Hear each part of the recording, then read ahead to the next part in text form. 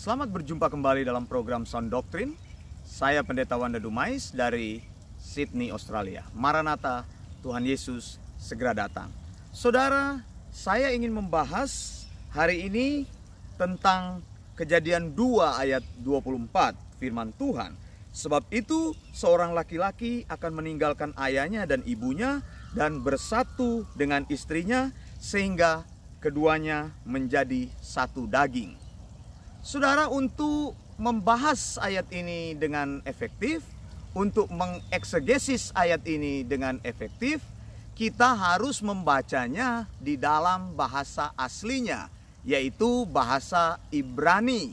Saya akan gunakan teks dari Masoretic Text. Nah, saudara, penting sekali bagi hamba Tuhan, bagi orang percaya untuk memahami Alkitabnya di dalam bahasa asli. Mengapa? Karena bahasa asli itu adalah theopneustos. Ya, bahasa asli itu memberikan kepada kita pengertian-pengertian yang lebih baik daripada Alkitab terjemahan. Dan juga bahasa asli bisa menyelesaikan perbedaan-perbedaan penafsiran. Karena itu kan saya selalu mengajak, kalau engkau punya waktu dan punya kerinduan untuk belajar firman Tuhan, mari bergabung dengan sekolah kami, Eleos Theological School. Setiap minggu saya mengajar melalui Zoom, yaitu kelas Sound Doctrine dan eksegesis Kitab Wahyu. Nah, saudara, dalam kelas Sound Doctrine yang tingkat advance, di situ akan diajarkan bahasa Ibrani, membaca dalam bahasa Ibrani, mengartikan bahasa Ibrani, lalu mengeksegesis. Sedangkan tingkat beginner dan intermediate itu adalah membaca dan mengartikan bahasa Yunani, lalu mencoba belajar menggunakan referensi-referensi Alkitab dan memahami firman Tuhan sebagai bagaimana metode pemahaman firman Tuhan yang benar. Nah, saudara yang dikasihi Tuhan, Kejadian 2 ayat 24 dalam bahasa aslinya berbunyi seperti ini. Al ken yaasap is et abiu we et imo we dabak beisto we hayu le basar ekat. Saudara, ada beberapa kata penting di sini yang ingin saya eksegesis supaya kita mempunyai pengertian yang lebih luas dan memahami apa sebenarnya yang Tuhan maksudkan dalam firman-Nya di Kejadian 2 ayat 24. Ya. Kejadian 2 ayat 24, sekali lagi saya bacakan. Sebab itu seorang laki-laki akan meninggalkan ayahnya dan ibunya dan bersatu dengan istrinya sehingga keduanya menjadi satu daging. Kalau dalam bahasa Indonesia dikatakan laki-laki akan tinggalkan ayahnya dan ibunya bersatu dengan istrinya, dipakai kata bersatu, ya. Itu diterjemahkan dari kata wedabak. Wedabak itu artinya glue together. Jadi seperti lem, tidak bisa dipisahkan. Bahasa Inggris menggunakan cell cleave to. Ya, jadi mereka itu tidak bisa dipisahkan sesudah disatukan. Mereka bergantung satu sama lain. Mereka loyal satu sama lain, tidak tergoyahkan, unwavering. Jadi itu maksudnya.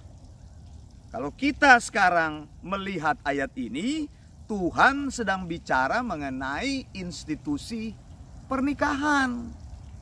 Pernikahan itu dibangun oleh Allah sendiri. Pernikahan itu bukan dibangun oleh negara. Sebelum Adam jatuh dalam dosa, Allah menegakkan institusi pernikahan. Jadi institusi pernikahan itu ada di dalam pikiran Allah, di dalam rencana Allah. rencana dari kekal sampai kekal. Pernikahan itu adalah institusi Allah, bukan institusi negara. Kalau ada orang yang mau menikah, laki-laki dan perempuan yang berencana untuk menikah, maka pernikahan mereka sebenarnya harus terjadi di dalam institusi Allah.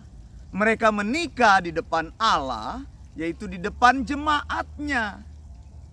Di gereja itu yang pertama, saudara. Begitu. Lalu kemudian disahkan secara negara. Legal standingnya itu.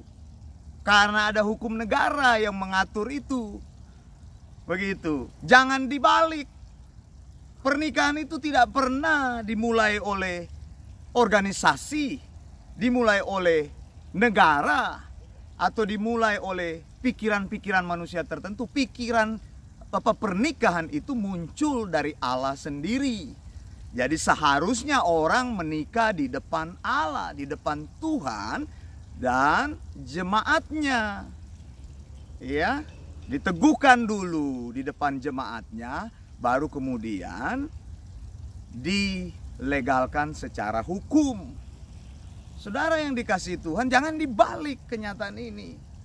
Kalau kita balik dari negara dulu, baru kemudian kepada pernikahan gereja, ini susah. Makanya di gereja itu banyak sekali terjadi orang menikah di negara, lalu dia datang ke gereja, gereja tinggal mengesahkan. Ini kan kebalikan. Gereja meneguhkan, bukan mengesahkan.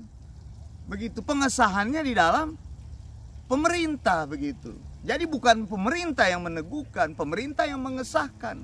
Kalau urutan itu engkau balik, maka banyak sekali orang, mereka yang sudah kumpul kebo itu, lalu gereja menikahkan. Ini tidak sesuai dengan firman Tuhan.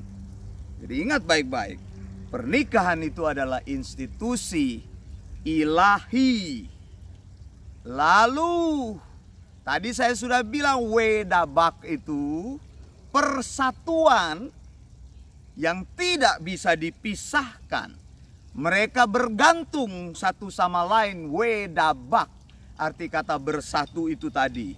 Mereka itu dengan teguh seperti dilem dan tidak bisa dicabut. Loyal satu sama lain, unwavering, tidak bisa tergoncangkan. Artinya Tuhan mau di dalam pernikahan itu ada persatuan, united. Tidak terpisahkan. Pria dan wanita, dan tidak pernah mengenal poligami. Tidak pernah mengenal orang lain di dalam pernikahan itu.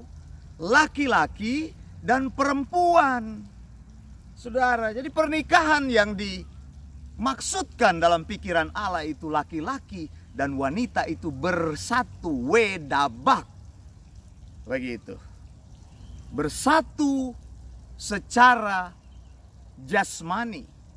Begitu, karena dipakai kata flesh, menjadi satu secara daging. Di situ kan ada kata flesh itu.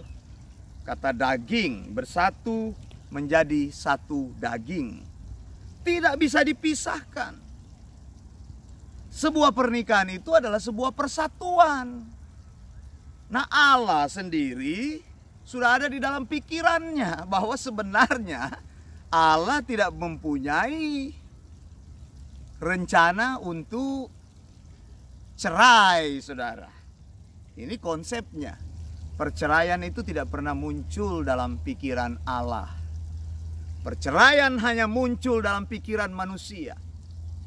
Perceraian itu bukan konsep Alkitab. Allah ingin terjadi persatuan, dan persatuan itu adalah persatuan yang tidak bisa dipisahkan. Amin. Jadi kalau engkau menikah, kalau engkau mendapatkan suami, kalau engkau mendapatkan istri, maka tidak bisa dipisahkan. Wedabak. Begitu. Allah mau engkau wedabak. Wedabak itu tidak terpisahkan. Karena persoalan apapun tidak bisa terpisahkan. Jadi pernikahan itu seumur hidup. Allah tidak mempunyai pikiran perceraian. Pikiran perceraian itu hanya muncul di dalam pikiran manusia. Sekali lagi saya katakan, wedabak itu tidak tergoyahkan, loyal satu sama lain, tidak boleh dipisahkan, mereka terikat satu sama lain, bahkan ada kata glue together. Ya memang kalau lem kadang-kadang bisa dipisahkan ya, tapi maksud glue together di sini mereka melekat satu sama lain dan tidak bisa dipisahkan. Jadi tidak ada poligami ya saudara. Tidak ada poligami, tidak ada perceraian saudara. Lalu pernikahan itu adalah persatuan antara laki-laki dan wanita. Laki-laki dan perempuan. Ya, bukan laki-laki dan laki-laki, bukan wanita dan wanita. Allah tidak punya pikiran itu. Allah punya pikiran pernikahan. Institusi yang ditegakkan Allah adalah institusi antara pria dan wanita. Persatuan antara pria dan wanita. Wedabak. Kemudian saya ingin bicara mengenai kata ekat. Ekat itu adalah dikatakan sehingga keduanya menjadi satu daging. Sebenarnya kata satu ini, kata ekat ini lebih tepat diterjemahkan kata esah. Saudara, kata ekat ini dipakai juga dalam penjelasan di dalam Ulangan 6 ayat 4. Ya. Ulangan 6 ayat 4, dengarlah hai orang Israel, Tuhan Allah kita itu Tuhan itu esah. Ya, bahasa aslinya Sema Yisrael Adonai Elehenu Adonai Ekat. Jadi dipakai kata ekat. Ekat itu artinya satu dari kumpulan. Jadi united. Jadi yang dimaksud dengan ekat itu satu dari dua hal, bukan satu yang tunggal. Jadi ini juga ekat ini adalah kata besar di dalam pemakaian Tritunggal. Allah kita itu Bapa, Putra, Roh Kudus, tetapi mereka satu. Jadi dari tiga menjadi satu, jadi ekat. Nah, laki-laki dan wanita itu, atau laki-laki dan perempuan itu disatukan oleh Allah, itu dipakai kata ekat. Ekat artinya persatuan, bukan satu yang tunggal, tetapi dua menjadi satu. Sampai di sini saudara sudah mengerti ya. Jadi Ulangan 6 ayat 4 itu disebut Sema Israel. Sema Israel itu adalah sebuah misfot. Di Israel itu misfot itu ada 613 misfot. Saya sudah pernah jelaskan. Itu Torah 613 perintah. Salah satunya adalah Sema Israel yang tadi saya bilang Ulangan 6 ayat 4. Sema Yisrael Adonai Elehenu Adonai Ekat. Ini doa pagi dan doa sore. Orang Israel harus mengucapkan itu sehari 2 kali sebagai sebuah misfot ya, kewajiban agama yang dituntut oleh Torah dari 613 ayat tadi itu.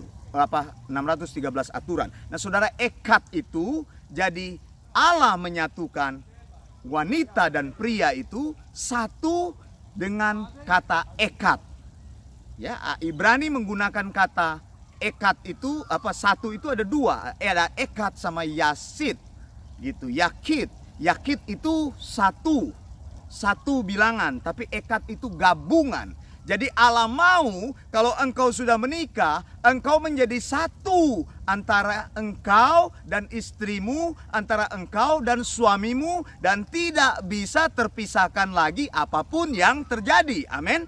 Katakan amin. Ini firman Tuhan. Kejadian 2 ayat 24 menolong kita. Jadi tidak ada alasan apapun untuk berpisah. Jadi jangan buat-buat alasan untuk berpisah. Saya Pendeta Wanda Dumais dari Sydney, Australia. Maranatha, Tuhan Yesus segera datang. Blessings.